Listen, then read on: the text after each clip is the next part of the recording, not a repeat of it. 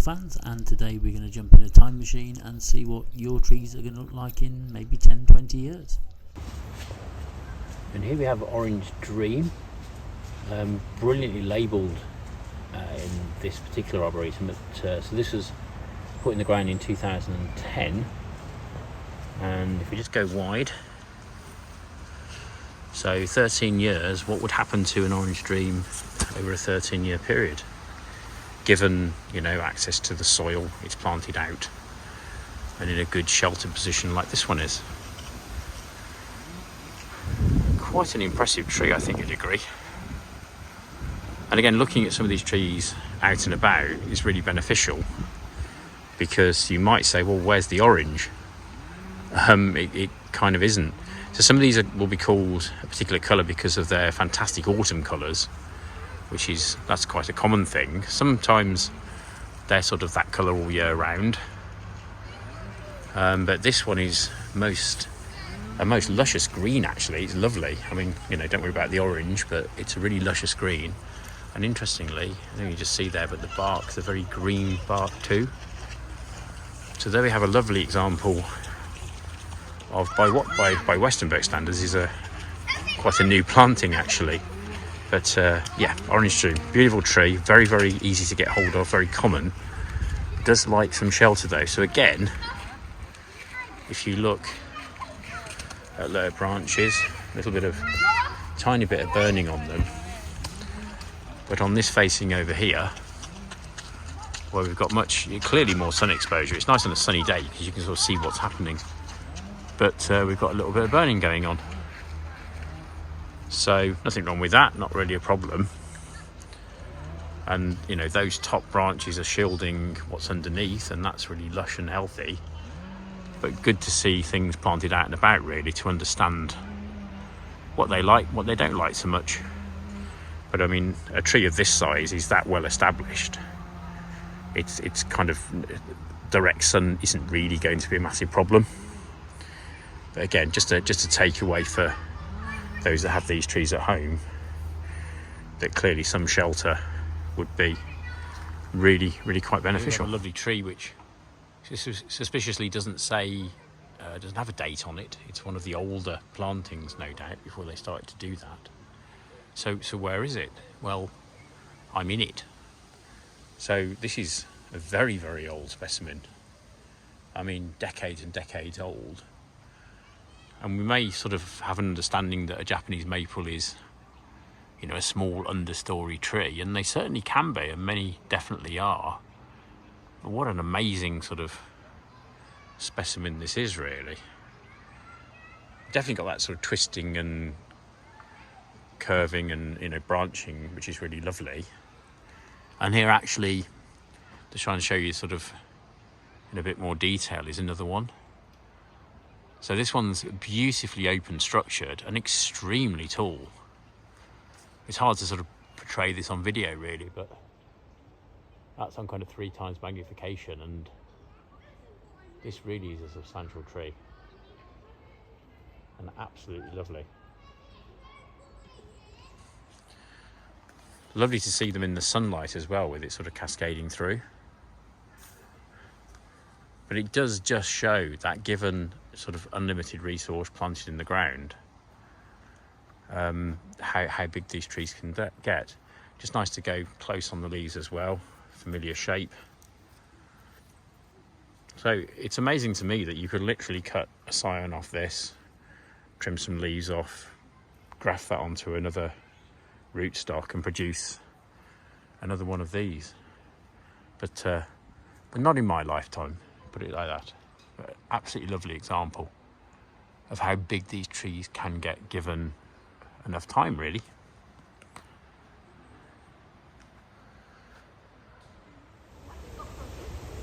So another maple here. Just couldn't help show you this one though, because again, it's a really, really mature tree. Off that goes skyward into the heavens, really. But that's just one branch of it. So what an amazing, contorted, twisting it's hard to find enough adjectives really. Just a really, really nice example of a Japanese maple, but on a massive scale. It's a really big example. And I guess just to show you, if I put my hand on that trunk, this is a substantial tree really. It really, really is. Absolutely magnificent. And does just prove again that these trees will keep growing almost indefinitely really, given enough resource and given enough space to do that. So I managed to find the label for this lovely tree. Dissectum group. So just a sort of generic case of Dissectum really, one I've got at home, but absolutely lovely. Again, no date on the actual label like some of the ones we'll see later, but just looking at the age, how gnarled it is, the weathering of the tree, definitely decades old. I wouldn't like to hazard how many decades, but decades old nonetheless. But then typically for a Dissectum, in all that time, in many years, planted very, sensibly under a nice big tree like that. No doubt plenty of nutrients, etc., so it's helped itself. But it's only, I don't know, twice as tall as me, 10, 12 feet tall, something like that. But beautiful dissected leaves, which are absolutely classic. And then you've got the sort of crazy twisting and every which way movement of the branches. It's interesting that down here actually it's quite straight, apart from this sort of rogue one over here. So I wonder if in its history sometimes some of the branches have been taken off or it's been trained more upright. But nonetheless, it's just a magnificent example, but a tree that's not going to, kind of grow too much, I suppose, really. Left to its own devices, these will be low and weeping, as we'll see in some of the other cultivars later. But absolutely magnificent, and again, planted in a really good location. So really good and really important to get kind of off the beaten track sometimes, because some of these trees are a little bit away from the main paths. But Benishien, again, quite familiar, quite common, don't have one. Interesting on the label, it says Marginatum group. So either using the database for Western Bur, you can use that from any over the world and access it and look up trees. I like the way they kind of classify them. So again, I think it's because you've got these sort of, not sharp, but sort of serrated edges on the margins, on the edges of the leaves actually. But kept its red colour pretty well, despite it being sort of fairly long in the season. And just looking absolutely lovely as the sun cascades through, really. So it's been a funny year this year in the UK, but just good to come on a day and see the light through the leaves. In fact, sometimes I think the naming of some trees, not this one, but some trees, is kind of based on that, really. Like Fireglade, for example. You can see exactly what they mean through the leaves. So this one's 2010. So compared to the Orange Dream we saw earlier, half the size perhaps, something like that. So again, just shows how different, different rates of different trees really. Of course, in a pot, you're going to restrict the growth massively. You can prune them, you can trim them. But I just think this is a good guide to see what you're going to be up against really. A tree like this is going to be easy to manage, easy to keep small. So even though I believe any maple can be kept in a pot, the growth rates will be higher with some of them. So again, seeing out there in nature, I think can be really, really informative. So here we have Aoshime, which is a Linear Elobium group maple. And again, nice to see that classification, nice to have that information. It's a 2010 edition as well, so obviously get the feeling that these are sort of, planted, a lot of them are planted together. And being more recent, you could expect to find these out and about. Classic Linear Elobium leaf, really fine, really strap-like. It's a really interesting mutation where the leaves have become so fine and joined at the top. That's rather reminiscent of bamboo leaves or something. Also very strange because you can see that the new growth here is sort of fatter. It leaves out like that. But somehow magically over time they seem to sort of grow into a thin long shape really. Habit of the tree really nice actually, so it's quite sort of upright and at the bottom and then sort of goes into that upturned vase. And if we step back, what's it done in 13 years? Not gone crazy actually. Again in the ground with a nice planting in the right place, it's done really well. Interesting to note that the sun is on this side, so it's good to sort of look at these in their native environment. And rather like my Kota no Ito, hasn't damaged the tree at all really. It's quite happy.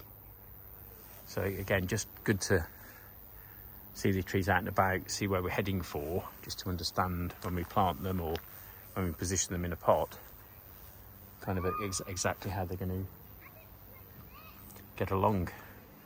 So another lovely tree, something a little bit different from the palm white maples. May surprise some people that you can actually get trees like this, but nonetheless a really nice example. So another Acer ammonium, this time dated 1999. So why am I showing you another one? Well, because on this occasion, this tree is 24 years old, and certainly a lot younger than some of the others because you can see it's a less substantial tree. But it's really interesting again to observe as this is planted in a very open sort of section over here, much more open to the elements, the wind. There is a terrific amount of dieback on this side. And don't get me wrong, I'm not saying that's a terrible thing. I don't think they should cut it down. I think it all adds character to the tree actually. But I do just find it interesting how the same cultivar, the same genetic material, when located in different places, can produce a really quite different effect. And just panning back, you can see that even in 24 years, nearly 25, it just hasn't sort of put on the growth I would probably expect. Obviously at the top you can see that it's done better,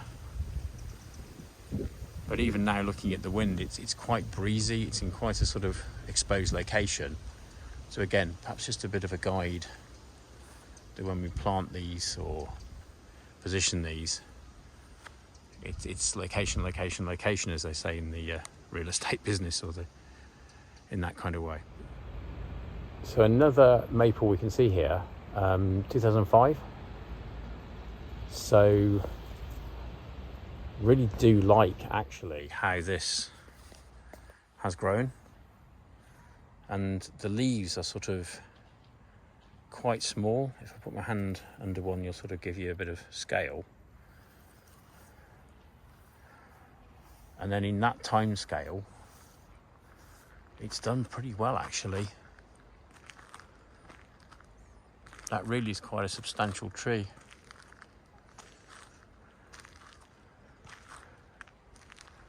And what you can see quite clearly on this actually is a lot of Samaras.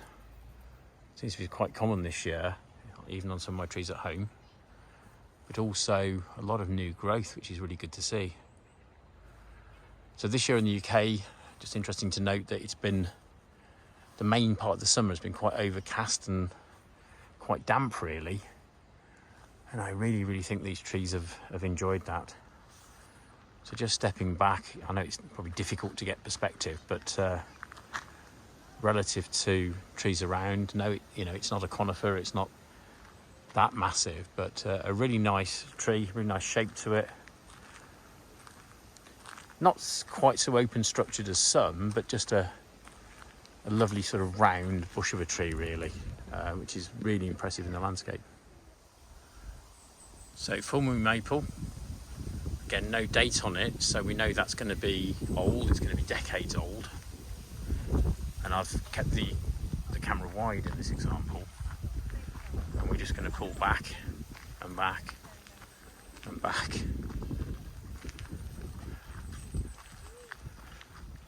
And this tree's truly huge. What's lovely about it, very analogous to my maples, my Sherry Swan and Waite maples as they're now called, it's got this lovely red coloration where it's got sunlight on it. So again, great to see this out and about, because it kind of bodes well for that garden, but you just get some sun on them. You don't want too much. I mean, you know, as a general rule, too much sun will burn the leaves, but this with some sunlight on it just gets better. So again, referring back to trees that we may own or trees we might look for, I think this is a really good guide perhaps. And I just love the sort of twisting, contorting nature of the branches, really interesting. So that tells me that it's going to be quite interesting during the winter as well. As you can see the sort of different shapes of the tree. And just walking around as well, see a bit more detail on those red leaves. So fantastic tree, and even though this is decades old, it's still very popular cultivar that's kind of easy to come by, really. So another newish planting by Western Vert Standards in 2010 there, and this one is an Atropopyreum, so it's kind of a red maple group tree, and called Mon Papa. And interesting, if we go wide, again to see how that's done over the years. Nice bushy tree, very much sort of starting straight from the base and going outwards. And interesting that it's got really delightful leaves actually. Sort of nice combination of red and green, quite don't go quite all the way back to here, but they're very dissected and just quite serrated as well at the sides actually. So another kind of combination of genetics that produce an interesting variety. Just stepping back a little more, the sort of bigger tree there to compare it with, but really quite nice. But you know, good to reflect on this sort of tree because of its habit. That's going to take quite a lot of space. It's quite wide in the garden. It's not terribly upright, and it's lovely, but it could be brilliant in the right location, but be a bit big perhaps somewhere else. Lovely to see the sun shine through the leaves as well. It just really highlights the colours. Quite dense foliage as well actually, which is nice. So again, a modern cultivar that could, I'm pretty sure, be obtained. Another really nice maple here, peaches and cream. Definitely seen this one in the nurseries here in the UK, probably everywhere. Interestingly, 2009 planted, so what's that, 14 years? And in all that time, it's only kind of this big. So that's kind of my shoulder height. Very manageable plant. And you can really understand why it's popular. If you go into the leaves here, just really terrific looking leaves. Interesting, sometimes again the newer ones aren't so clearly, you know, they don't look the same as the old, but that's fine. They will mature into that in time.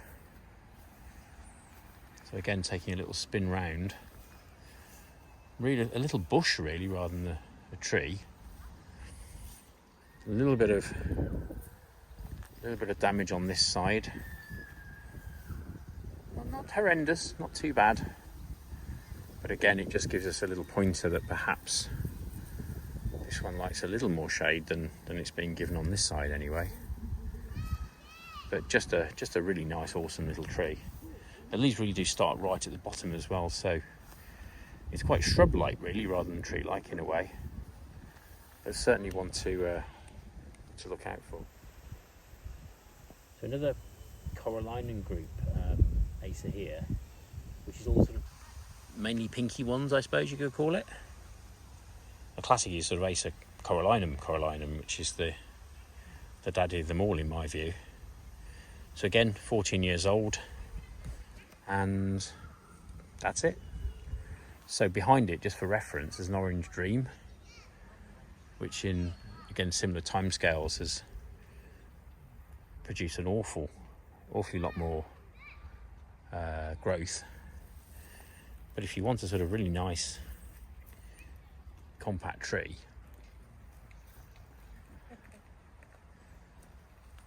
quite nice small leaves actually. Again, if it was in our garden, we'd do a little bit of gardening and tidy these things up, but they're left to nature, and that's kind of what we're here for, I suppose. But absolutely lovely. I did have one of these, but in my ignorance a few years ago, I bought what I now understand is a cutting. So someone's literally taken a cutting off one of these and planted it in a pot. Sadly, the life expectancy of cuttings is really poor, and after I kept it going for a couple of years, I think, but it just really wasn't going anywhere. I'd probably do better now. I'm trying to blame myself really, because I probably could have given it a bit more TLC. But I should certainly be on the lookout for a proper grafted tree with one of these actually, because I find that if they're slow growing and they're going to take a long time to get to this size, they're going to, how can I put it, I think they need a bit more TLC. I think they need a bit more care, because they're sort of not quite as robust as the fast growing trees, which in a year or two are kind of really self-sufficient. So like the Orange Dream at the back, it's a bit burnt on the right hand side, but that's okay. It's so big now, it's never going to suffer too much from that. Where this is sort of planted very carefully, very sensibly, giving it plenty of shade, and this is done really well. Benimako, by the way, means red-haired dancing girl, I understand it. Again, sometimes difficult to see, depending on season. It's sort of mid to late August in the UK here, but some of the coloration sort of faded. But come the autumn, perhaps you'll, or maybe the spring, on a lot of these cultivars, you can see their true nature. So they included Tsussima Beni here, once again, because I've seen these, you can get hold of them. I can't speak for the world, but certainly can in the UK. 2008 on that one. So it's had 15 years to mature. But again, a nice, sensible sized tree after 15 years, really. You compare and contrast that with a Syria or something like that, which would be 2 or 3 times as big as this. It could be a bit overwhelming, but a nice tree. It's probably not looking its best at this point. Some trees are kind of really, really nice in the spring or really nice in the autumn. That's their strengths, really. But I think in the spring this looks rather nicer. But if you're looking for a sort of nice compact tree with fairly dense, nice foliage, definitely one to look out. Another 2009 planting here of Beni Kamashi, and another corallinum group. So again, it's good to have the labels available, look at age, look at the sort of lineage of the tree really. And what you can see is quite interesting.